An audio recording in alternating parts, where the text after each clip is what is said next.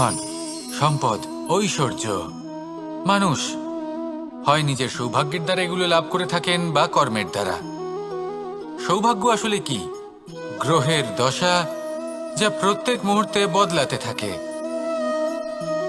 কর্মের মাধ্যমে যখন আপনি ধন অর্জন করেন, তখন সেই ধন আপনার আগামী প্রজন্ম লাভ করে। সেটা হয় সে ভোগ করে বা তার জন্য তার ভোগান্তি হয়। আর এটা নির্ভর করছে আপনার কর্মের ওপরে। কি কর্ম করেছেন আপনি সেই ধনকে লাভ করার জন্য। যদি আপনি সৎ পথে চলেন, নিষ্ঠা ভরে আপনি কর্ম করে থাকেন এবং তার ফলে আপনি ধন অর্জন করে থাকেন, তাহলে আপনার আগামী প্রজন্ম সেটা ভোগ করবে, সেটা প্রয়োগ করবে নিজের বিকাশের জন্য। কিন্তু যদি আপনি কুকর্ম করে থাকেন, কোনো রকম ছলনা করে থাকেন এই ধন লাভ করার জন্য, তাহলে 100% আপনার আগামী প্রজন্মকে এর জন্য ভুগতেই হবে। তাহলে আপনি কি চাইবেন? যে আপনার আগামী প্রজন্ম সুখ ভোগ করবে, নাকি আপনার কুকর্মের পরিণাম ভোগ করবে? নির্বাচন আপনারই। আসুন আমার সাথে ভালোবেসে বলুন, রাধা রাধা।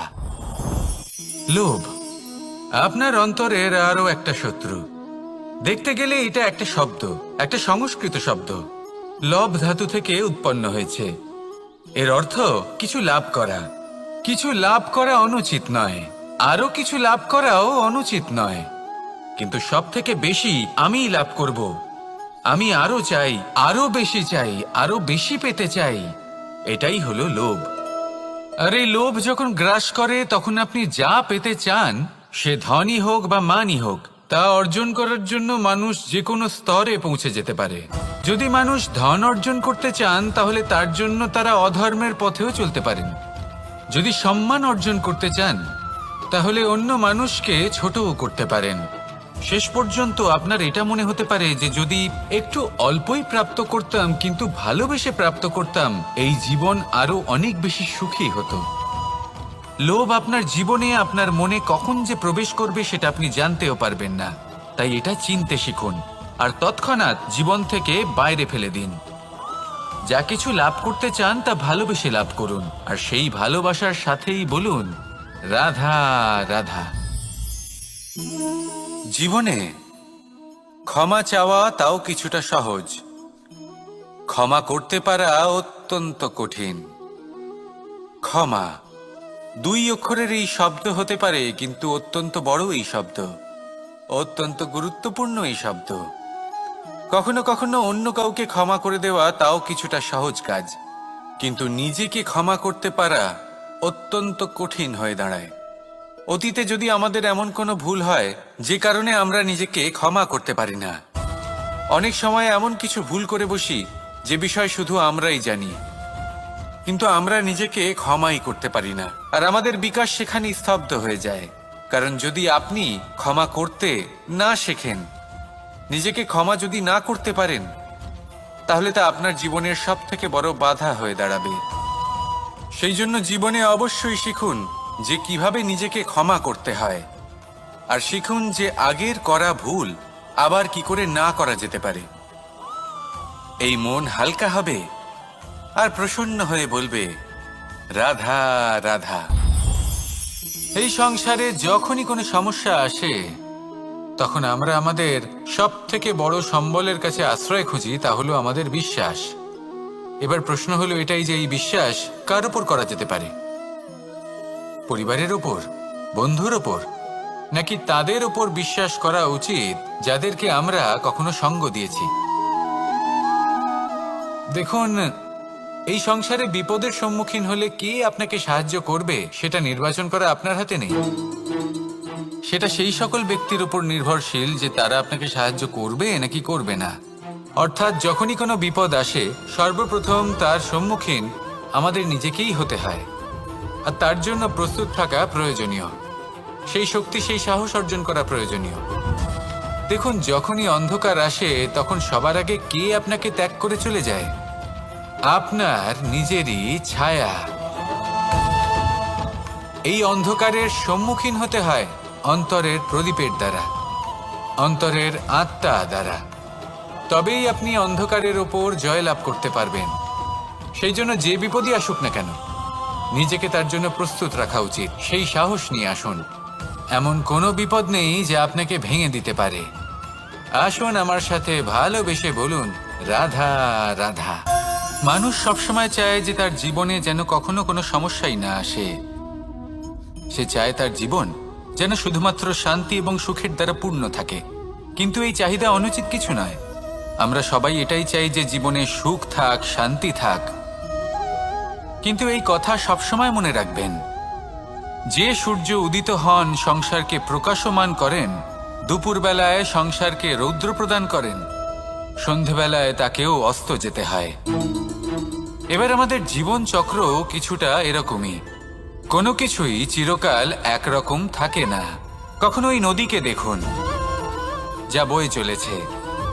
এই নদী যা বয়ে চলেছে তার পথেও অনেক বিপদ আসে। বড় বড় পাথরের সম্মুখীন হয়ে তাকেও সামনে এগিয়ে যেতে হয়। একটি পুকুর যা চারদিক থেকে ঘেরা, তার জীবনে কিন্তু কোনো সমস্যা নেই। কিন্তু এই সংসারে পুকুরের পুজো করা হয় না, পুজো করা হয় নদীকে। মনে রাখবেন, সমস্যার ঊর্ধ্বে তিনি উঠতে পারেন যিনি সমাধি লাভ করেছেন, যিনি এই সংসারেই নেই।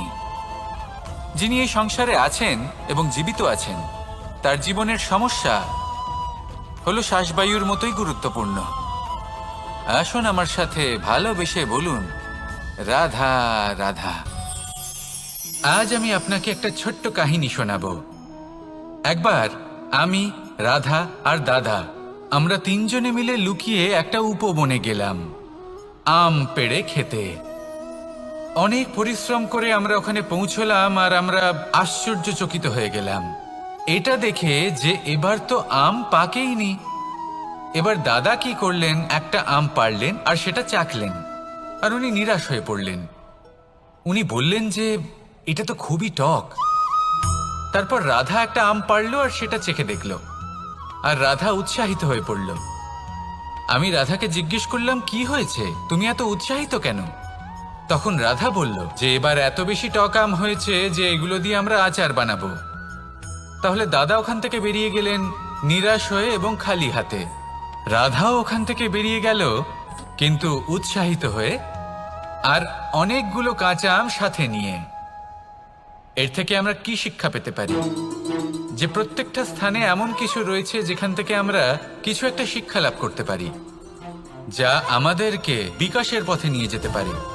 এই শিক্ষা প্রত্যেক স্থানে আছে। সবকিছু আমাদের দৃষ্টিভঙ্গির উপর নির্ভর করছে।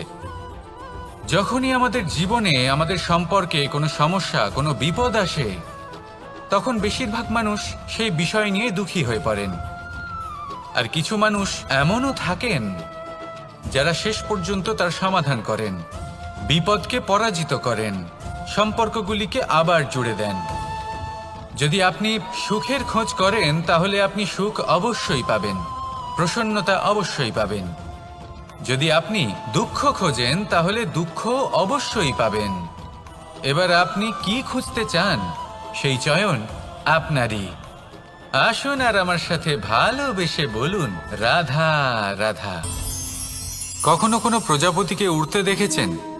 কি সুন্দর উড়ে বেড়ায় সে, এক ফুল থেকে অন্য ফুলে, এক পাতা থেকে অন্য পাতার ওপর। কিন্তু সে কিভাবে উড়তে শেখে কখনো ভেবেছেন? জন্ম থেকেই কিন্তু প্রজাপতির ডানা থাকে না। ও কিন্তু ছোট্ট একটা ডিমের আকারে জন্ম লাভ করে। তারপর সেই ডিমটি ভেঙে একটি কীট বাইরে আসে। আস্তে আস্তে সে বড় হয়, ওর শক্তি বৃদ্ধি পায়। তারপর সে সেই কীট দশা ত্যাগ করে নিজের ডানাগুলি মেলে। এই প্রক্রিয়া তার কাছে সরল নয়, অত্যন্ত যন্ত্রণাদায়ক প্রক্রিয়া, কিন্তু সে সেই যন্ত্রণা মেনে নেয়। আর তারপর আস্তে আস্তে সে উড়তে শেখে। শুধুমাত্র আকাশে উড়ে বেড়ায় তা নয়, আমাদের মনের মাঝে উড়ে বেড়ায়। এবার এই ডিম থেকে প্রজাপতি হয়ে ওঠার যে যাত্রা, এটা যতটা কঠিন, ততটাই কঠিন হয় এই সংসারে শ্রেষ্ঠ কর্ম করা, ততটাই কঠিন হয় এই সংসারে মহান হয়ে ওঠা। সেই জন্য প্রয়োজনীয় প্রচেষ্টা, এবং সময়। নিরন্তর প্রচেষ্টা করতে থাকুন, পর্যাপ্ত সময় নিন এবং আপনি নিজেকে এই আকাশে উড়ন্ত অবস্থায় পাবেন। আসুন আমার সাথে ভালোবেসে বলুন, রাধা রাধা, রাধা রাধা। আপনারা হয়তো ভাবছেন কি আশ্চর্য ব্যাপার, প্রত্যেকবার আমি কথা শেষ হওয়ার পরে রাধা রাধা বলি। এইবার আমি আগেই বলে দিলাম। কারণটা কি? কারণ হলো অত্যন্ত বিশেষ। প্রত্যেকবার কথা সমাপ্ত হবার পরে আপনাদের সবার মধ্যে ভালোবাসা বিতরণ করতে চাই, তাই রাধা রাধা বলি। কিন্তু এইবার এই নতুন এবং বিশেষ সূত্রপাতে প্রথমে প্রেম বিতরণ করা অত্যন্ত আবশ্যক। এবার একটা বিষয় আছে যা জানেন হয়তো সকলেই, কিন্তু বুঝতে খুব কম জন পারেন। এই প্রেম, এই আনন্দ, এই সকল কিছুর সূত্রপাত হয় নিঃস্বার্থ আবেগের দ্বারা। ঠিক যেমন একজন মাতাকেই দেখে নিন। যখনই একজন মাতা সন্তানকে জন্ম দেন, তখন এই সংসার ভুলে যায় যে তার জন্য এটা একটা নতুন জন্ম। কারণ একজন নারী তখন একজন মাতৃরূপে নতুন ভাবে জন্ম নেন। একজন নারী স্ত্রী ও গৃহবধূ রূপে কিছু অধিকার লাভ করে থাকেন, কিন্তু তিনি যখন মা হয়ে যান তখন তিনি শুধুই দান করতে শেখেন। নিজের সন্তানের জন্য কত কিছুই না করেন, তাকে বাৎসল্যের সাগরে ভাসিয়ে নিয়ে যান। এই সংসারে রাজকুমার জন্ম নিতেই পারেন, তাকে রাম এবং লক্ষ্মণ কিন্তু মায়েরাই বানিয়ে তোলেন। একজন গোয়ালা জন্ম নেয়, তাকে দ্বারকাধীশ একজন মাই বানিয়ে তোলেন। পিতা হলেন সেই পর্বত যার একটা অংশ হলো তার সন্তান, কিন্তু মা হলেন সেই শিল্পী যিনি একটা পাথরকে খোদাই করে এমন এক মূর্তি গড়ে তোলেন যাকে সকলে পূজনীয় মনে করেন। তাহলে স্মরণ করুন সেই সকল মুহূর্ত যেগুলি আপনি নিজের মাতার সাথে অতিবাহিত করেছেন। অনুভব করতে পারবেন যে কিভাবে এক মুহূর্তেই এই মন প্রফুল্ল হয়ে ওঠে। এবারের কারণ কি? এর কারণ হলো এই জীবনের আসল দ্বারই হলো মমতা।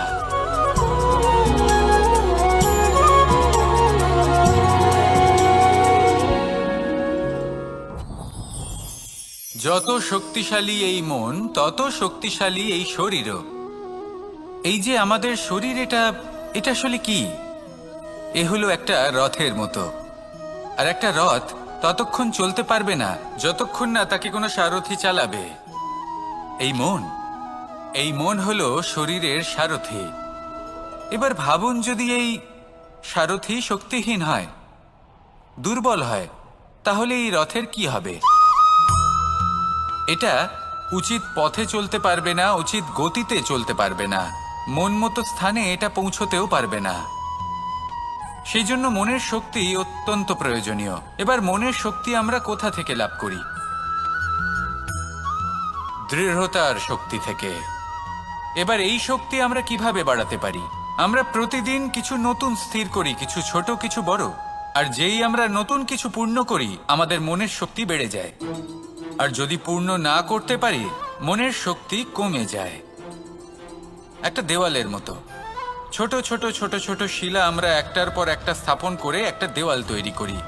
এতগুলো পাথর যখন একত্রিত হয়ে যায়, তখন এমন এক দেওয়াল তৈরি হয় যাকে ভাঙা প্রায় অসম্ভব হয়ে দাঁড়ায়। সেরকমই হয় মন এবং দৃঢ়তা। ছোট ছোট কাজ করে নিজের লক্ষ্য পূর্ণ করুন। এই লক্ষ্য যদি পূর্ণ হয়, তবে মনের শক্তি বাড়বে। কিছুটা এইভাবে যে যত বড়ই বিপদ আসুক না কেন, সেই বিপদ নিজে হার মেনে নেবে, কিন্তু আপনার মন ততটাই শক্তিশালী থাকবে। তাই মনের শক্তি বাড়াতে থাকুন, যাতে আপনি উচিত পথে চলতে পারেন, উচিত গতিতে চলেন আর মনোবাঞ্ছিত স্থানে পৌঁছতে পারেন। তবেই এই মন প্রসন্ন হয়ে বলবে, রাধা রাধা। আমি রাধাকে ভালোবাসি। আর এই কথাটা সমগ্র সংসার জানে।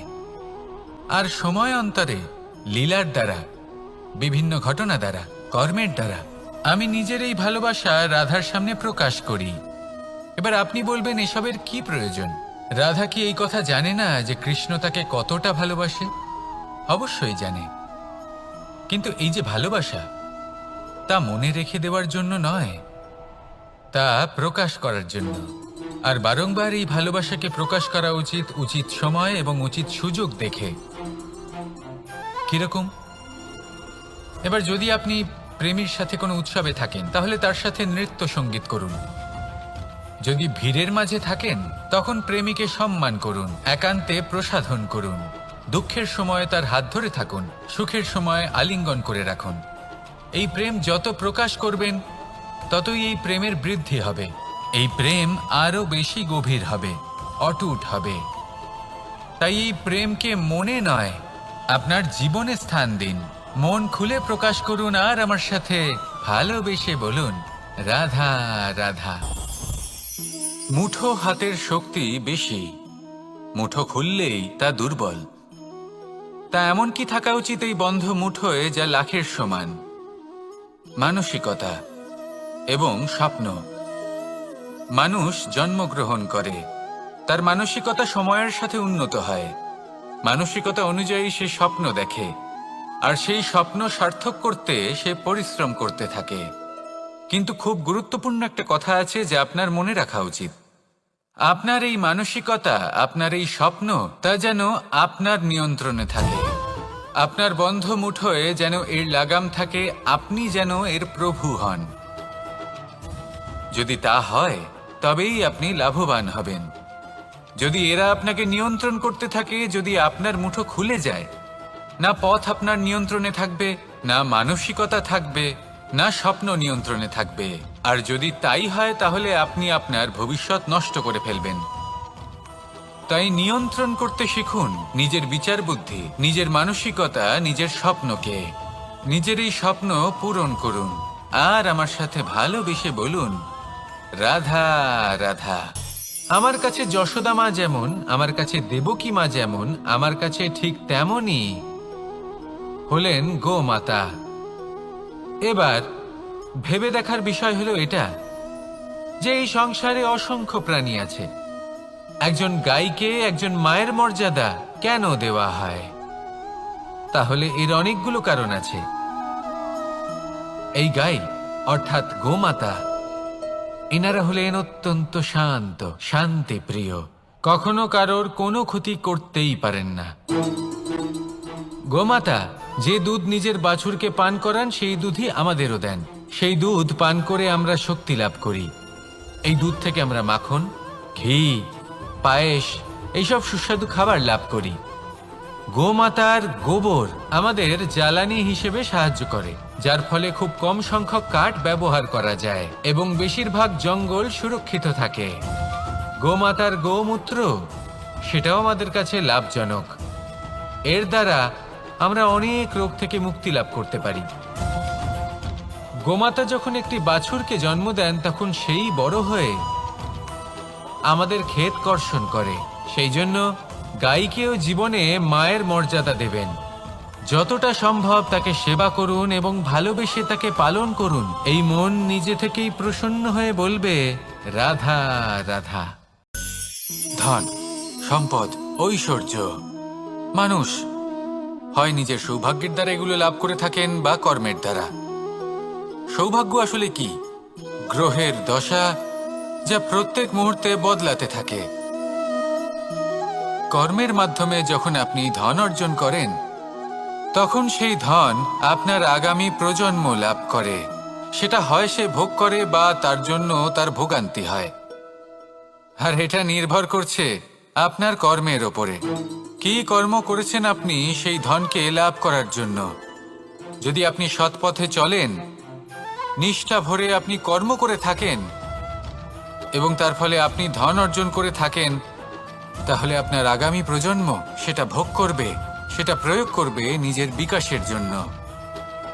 কিন্তু যদি আপনি কুকর্ম করে থাকেন, কোনো রকম ছলনা করে থাকেন এই ধন লাভ করার জন্য, তাহলে 100% আপনার আগামী প্রজন্মকে এর জন্য ভুগতেই হবে। তাহলে আপনি কি চাইবেন, যে আপনার আগামী প্রজন্ম সুখ ভোগ করবে নাকি আপনার কুকর্মের পরিণাম ভোগ করবে? নির্বাচন আপনারই। আসুন আমার সাথে ভালোবেসে বলুন, রাধা রাধা। লোভ আপনার অন্তরের আরো একটা শত্রু। দেখতে গেলে এটা একটা শব্দ, একটা সংস্কৃত শব্দ, লব ধাতু থেকে উৎপন্ন হয়েছে। এর অর্থ কিছু লাভ করা। কিছু লাভ করা অনুচিত নয়, আরো কিছু লাভ করাও অনুচিত নয়, কিন্তু সব থেকে বেশি আমিই লাভ করব, আমি আরো চাই, আরো বেশি চাই, আরো বেশি পেতে চাই, এটাই হলো লোভ। আর এই লোভ যখন গ্রাস করে তখন আপনি যা পেতে চান, সে ধনই হোক বা মানই হোক, তা অর্জন করার জন্য মানুষ যে কোনো স্তরে পৌঁছে যেতে পারে। যদি মানুষ ধন অর্জন করতে চান তাহলে তার জন্য তারা অধর্মের পথেও চলতে পারেন। যদি সম্মান অর্জন করতে চান তাহলে অন্য মানুষকে ছোটও করতে পারেন। শেষ পর্যন্ত আপনার এটা মনে হতে পারে যে যদি একটু অল্পই প্রাপ্ত করতাম কিন্তু ভালোবেসে প্রাপ্ত করতাম, এই জীবন আরো অনেক বেশি সুখী হতো। লোভ আপনার জীবনে, আপনার মনে কখন যে প্রবেশ করবে সেটা আপনি জানতেও পারবেন না। তাই এটা চিনতে শিখুন আর তৎক্ষণাৎ জীবন থেকে বাইরে ফেলে দিন। যা কিছু লাভ করতে চান তা ভালোবেসে লাভ করুন, আর সেই ভালোবাসার সাথেই বলুন, রাধা রাধা।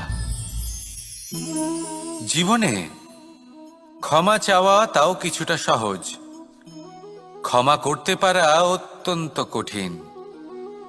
ক্ষমা 2 অক্ষরের এই শব্দ হতে পারে, কিন্তু অত্যন্ত বড় এই শব্দ, অত্যন্ত গুরুত্বপূর্ণ এই শব্দ। কখনো কখনো অন্য কাউকে ক্ষমা করে দেওয়া তাও কিছুটা সহজ কাজ, কিন্তু নিজেকে ক্ষমা করতে পারা অত্যন্ত কঠিন হয়ে দাঁড়ায়। অতীতে যদি আমাদের এমন কোনো ভুল হয় যে কারণে আমরা নিজেকে ক্ষমা করতে পারি না, অনেক সময় এমন কিছু ভুল করে বসি যে বিষয় শুধু আমরাই জানি, কিন্তু আমরা নিজেকে ক্ষমাই করতে পারি না, আর আমাদের বিকাশ সেখানে স্তব্ধ হয়ে যায়। কারণ যদি আপনি ক্ষমা করতে না শেখেন, নিজেকে ক্ষমা যদি না করতে পারেন, তাহলে তা আপনার জীবনের সব থেকে বড় বাধা হয়ে দাঁড়াবে। সেই জন্য জীবনে অবশ্যই শিখুন যে কিভাবে নিজেকে ক্ষমা করতে হয়, আর শিখুন যে আগের করা ভুল আবার কি করে না করা যেতে পারে। এই মন হালকা হবে আর প্রসন্ন হয়ে বলবে, রাধা রাধা। এই সংসারে যখনই কোনো সমস্যা আসে তখন আমরা আমাদের সব থেকে বড় সম্বলের কাছে আশ্রয় খুঁজি, তা হলো আমাদের বিশ্বাস। এবার প্রশ্ন হলো এটাই যে এই বিশ্বাস কার উপর করা যেতে পারে? পরিবারের ওপর, বন্ধুর ওপর, নাকি তাদের ওপর বিশ্বাস করা উচিত যাদেরকে আমরা কখনো সঙ্গ দিয়েছি? দেখুন, এই সংসারে বিপদের সম্মুখীন হলে কে আপনাকে সাহায্য করবে সেটা নির্বাচন করা আপনার হাতে নেই। সেটা সেই সকল ব্যক্তির উপর নির্ভরশীল যে তারা আপনাকে সাহায্য করবে নাকি করবে না। অর্থাৎ যখনই কোনো বিপদ আসে সর্বপ্রথম তার সম্মুখীন আমাদের নিজেকেই হতে হয়, আর তার জন্য প্রস্তুত থাকা প্রয়োজনীয়, সেই শক্তি, সেই সাহস অর্জন করা প্রয়োজনীয়।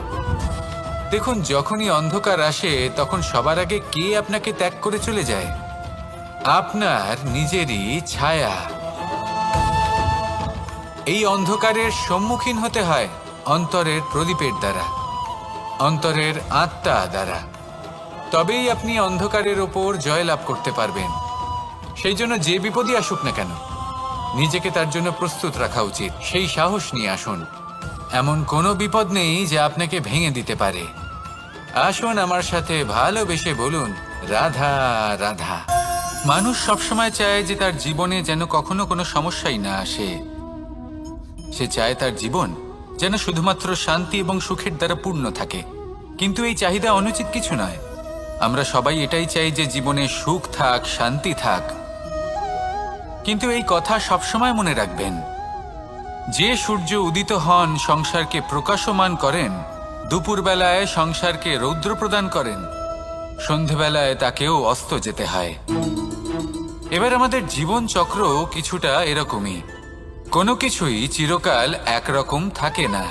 কখনো এই নদীকে দেখুন যা বয়ে চলেছে, এই নদী যা বয়ে চলেছে তার পথেও অনেক বিপদ আসে।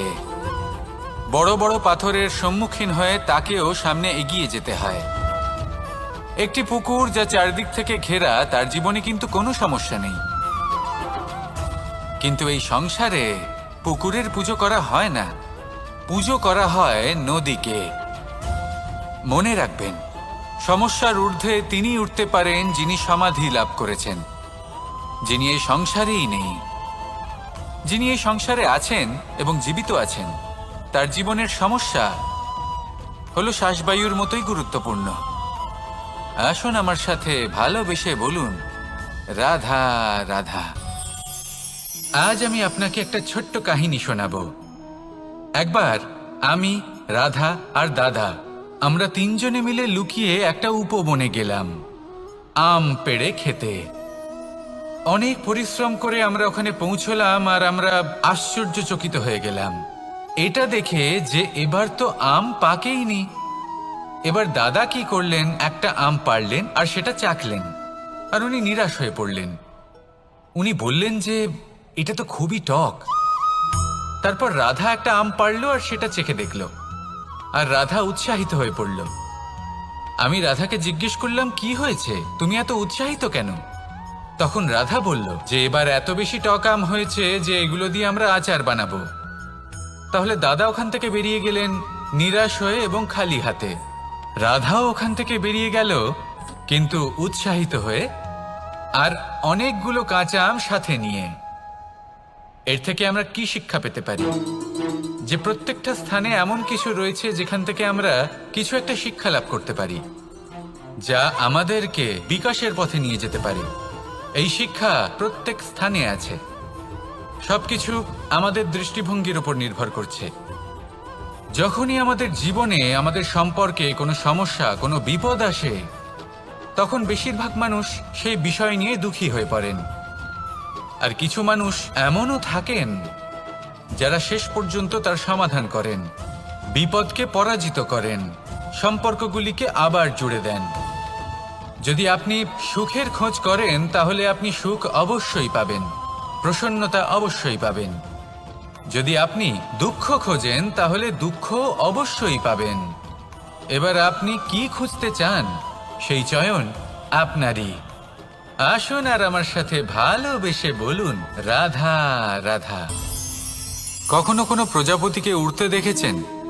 কি সুন্দর উড়ে বেড়ায় সে, এক ফুল থেকে অন্য ফুলে, এক পাতা থেকে অন্য পাতার ওপর।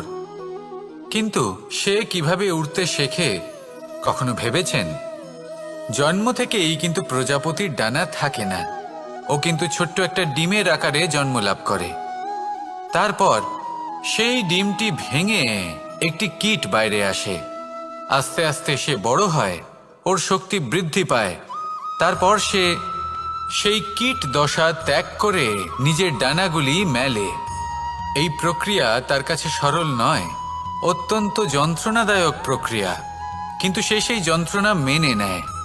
আর তারপর আস্তে আস্তে সে উড়তে শেখে। শুধুমাত্র আকাশে উড়ে বেড়ায় তা নয়, আমাদের মনের মাঝে উড়ে বেড়ায়। এবার এই ডিম থেকে প্রজাপতি হয়ে ওঠার যে যাত্রা, এটা যতটা কঠিন, ততটাই কঠিন হয় এই সংসারে শ্রেষ্ঠ কর্ম করা, ততটাই কঠিন হয় এই সংসারে মহান হয়ে ওঠা। সেই জন্য প্রয়োজনীয় প্রচেষ্টা এবং সময়। নিরন্তর প্রচেষ্টা করতে থাকুন, পর্যাপ্ত সময় নিন, এবং আপনি নিজেকে এই আকাশে উড়ন্ত অবস্থায় পাবেন। আসুন আমার সাথে ভালোবেসে বলুন, রাধা রাধা, রাধা রাধা। আপনারা হয়তো ভাবছেন, কি আশ্চর্য ব্যাপার, প্রত্যেকবার আমি কথা শেষ হওয়ার পরে রাধা রাধা বলি। এইবার আমি আগেই বলে দিলাম। কারণটা কি? কারণ হলো অত্যন্ত বিশেষ। প্রত্যেকবার কথা সমাপ্ত হবার পরে আপনাদের সবার মধ্যে ভালোবাসা বিতরণ করতে চাই, তাই রাধা রাধা বলি। কিন্তু এইবার এই নতুন এবং বিশেষ সূত্রপাতে প্রথমে প্রেম বিতরণ করা অত্যন্ত আবশ্যক। এবার একটা বিষয় আছে যা জানেন হয়তো সকলেই, কিন্তু বুঝতে খুব কম জন পারেন। এই প্রেম, এই আনন্দ, এই সকল কিছুর সূত্রপাত হয় নিঃস্বার্থ আবেগের দ্বারা। ঠিক যেমন একজন মাতাকেই দেখে নিন। যখনই একজন মাতা সন্তানকে জন্ম দেন, তখন এই সংসার ভুলে যায় যে তার জন্য এটা একটা নতুন জন্ম। কারণ একজন নারী তখন একজন মাতৃরূপে নতুনভাবে জন্ম নেন। একজন নারী স্ত্রী ও গৃহবধূ রূপে কিছু অধিকার লাভ করে থাকেন, কিন্তু তিনি যখন মা হয়ে যান, তখন তিনি শুধুই দান করতে শেখেন। নিজের সন্তানের জন্য কত কিছুই না করেন, তাকে বাৎসল্যের সাগরে ভাসিয়ে নিয়ে যান। এই সংসারে রাজকুমার জন্ম নিতেই পারেন, তাকে রাম এবং লক্ষণ কিন্তু মায়েরাই বানিয়ে তোলেন। একজন গোয়ালা জন্ম নেয়, তাকে দ্বারকাধীশ একজন মাই বানিয়ে তোলেন। পিতা হলেন সেই পর্বত যার একটা অংশ হলো তার সন্তান, কিন্তু মা হলেন সেই শিল্পী যিনি একটা পাথরকে খোদাই করে এমন এক মূর্তি গড়ে তোলেন যাকে সকলে পূজনীয় মনে করেন। তাহলে স্মরণ করুন সেই সকল মুহূর্ত যেগুলি আপনি নিজের মাতার সাথে অতিবাহিত করেছেন। অনুভব করতে পারবেন যে কিভাবে এক মুহূর্তেই এই মন প্রফুল্ল হয়ে ওঠে। এবারের কারণ কি? এর কারণ হলো এই জীবনের আসল দ্বারই হলো মমতা।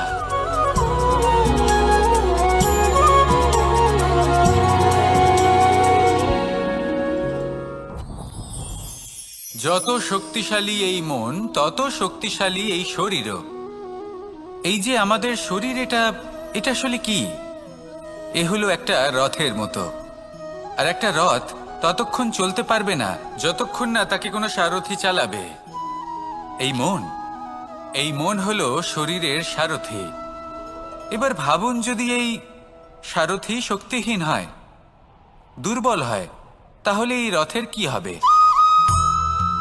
এটা উচিত পথে চলতে পারবে না, উচিত গতিতে চলতে পারবে না, মন মতো স্থানে এটা পৌঁছতেও পারবে না। সেই জন্য মনের শক্তি অত্যন্ত প্রয়োজনীয়। এবার মনের শক্তি আমরা কোথা থেকে লাভ করি? দৃঢ়তার শক্তি থেকে। এবার এই শক্তি আমরা কিভাবে বাড়াতে পারি? আমরা প্রতিদিন কিছু নতুন স্থির করি, কিছু ছোট কিছু বড়। আর যেই আমরা নতুন কিছু পূর্ণ করি, আমাদের মনের শক্তি বেড়ে যায়। আর যদি পূর্ণ না করতে পারি, মনের শক্তি কমে যায়। একটা দেওয়ালের মতো ছোট ছোট ছোট ছোট শিলা আমরা একটার পর একটা স্থাপন করে একটা দেওয়াল তৈরি করি। এতগুলো পাথর যখন একত্রিত হয়ে যায়, তখন এমন এক দেওয়াল তৈরি হয় যাকে ভাঙা প্রায় অসম্ভব হয়ে দাঁড়ায়। সেরকমই হয় মন এবং দৃঢ়তা। ছোট ছোট কাজ করে নিজের লক্ষ্য পূর্ণ করুন। এই লক্ষ্য যদি পূর্ণ হয়, তবে মনের শক্তি বাড়বে।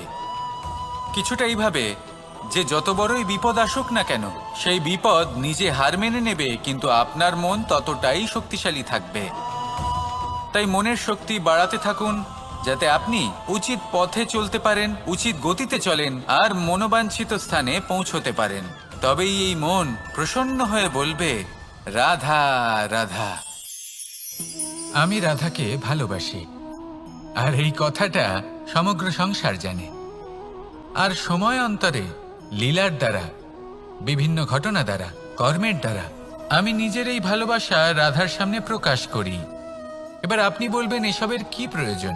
রাধা কি এই কথা জানে না যে কৃষ্ণ তাকে কতটা ভালোবাসে?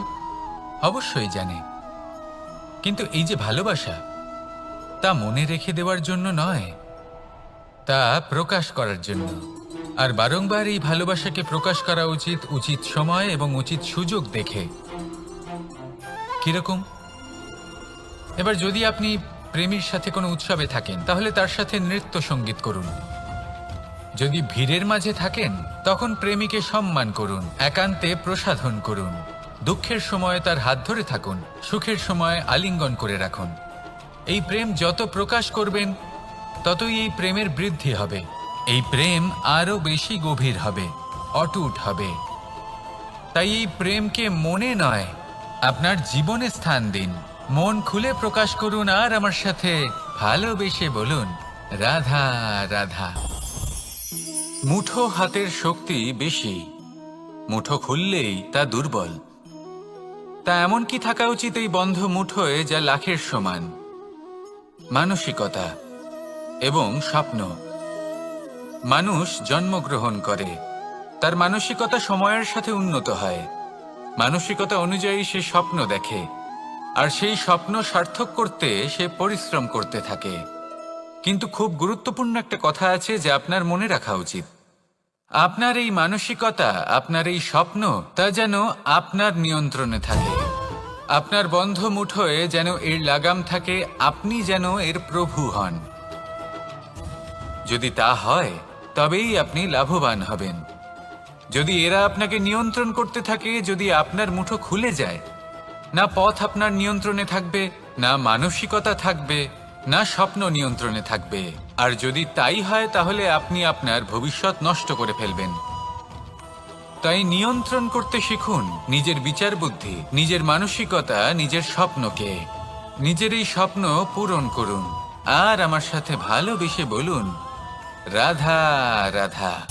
আমার কাছে যশোদা মা যেমন, আমার কাছে দেবকী মা যেমন, আমার কাছে ঠিক তেমনই হলেন গোমাতা। এবার ভেবে দেখার বিষয় হলো এটা যে এই সংসারে অসংখ্য প্রাণী আছে।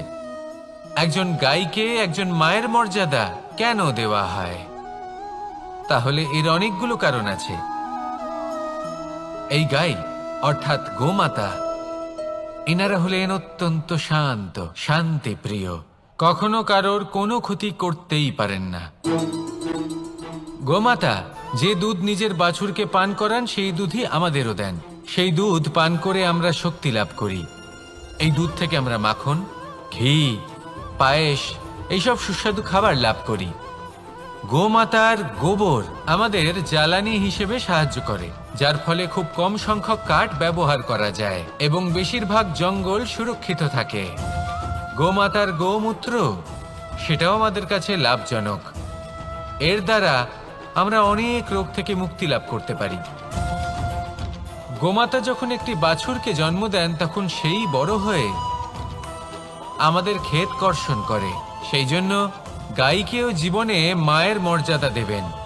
যতটা সম্ভব তাকে সেবা করুন এবং ভালোবেসে তাকে পালন করুন। এই মন নিজে থেকেই প্রসন্ন হয়ে বলবে, রাধা রাধা। ধন, সম্পদ, ঐশ্বর্য, মানুষ হয় নিজের সৌভাগ্যের দ্বারা এগুলো লাভ করে থাকেন বা কর্মের দ্বারা। সৌভাগ্য আসলে কি? গ্রহের দশা যা প্রত্যেক মুহূর্তে বদলাতে থাকে। কর্মের মাধ্যমে যখন আপনি ধন অর্জন করেন তখন সেই ধন আপনার আগামী প্রজন্ম লাভ করে। সেটা হয় সে ভোগ করে বা তার জন্য তার ভোগান্তি হয়। আর এটা নির্ভর করছে আপনার কর্মের ওপরে। কি কর্ম করেছেন আপনি সেই ধনকে লাভ করার জন্য? যদি আপনি সৎ পথে চলেন, নিষ্ঠা ভরে আপনি কর্ম করে থাকেন এবং তার ফলে আপনি ধন অর্জন করে থাকেন, তাহলে আপনার আগামী প্রজন্ম সেটা ভোগ করবে, সেটা প্রয়োগ করবে নিজের বিকাশের জন্য। কিন্তু যদি আপনি কুকর্ম করে থাকেন, কোনো রকম ছলনা করে থাকেন এই ধন লাভ করার জন্য, তাহলে 100% আপনার আগামী প্রজন্মকে এর জন্য ভুগতেই হবে। তাহলে আপনি কি চাইবেন? যে আপনার আগামী প্রজন্ম সুখ ভোগ করবে, নাকি আপনার কুকর্মের পরিণাম ভোগ করবে? নির্বাচন আপনারই। আসুন আমার সাথে ভালোবেসে বলুন, রাধা রাধা। লোভ আপনার অন্তরের আরো একটা শত্রু। দেখতে গেলে এটা একটা শব্দ, একটা সংস্কৃত শব্দ। লব ধাতু থেকে উৎপন্ন হয়েছে। এর অর্থ কিছু লাভ করা। কিছু লাভ করা অনুচিত নয়, আরো কিছু লাভ করাও অনুচিত নয়, কিন্তু সব থেকে বেশি আমিই লাভ করব। আমি আরো চাই, আরো বেশি চাই, আরো বেশি পেতে চাই। এটাই হলো লোভ। আর এই লোভ যখন গ্রাস করে তখন আপনি যা পেতে চান, সে ধনই হোক বা মানই হোক, তা অর্জন করার জন্য মানুষ যে কোনো স্তরে পৌঁছে যেতে পারে। যদি মানুষ ধন অর্জন করতে চান তাহলে তার জন্য তারা অধর্মের পথেও চলতে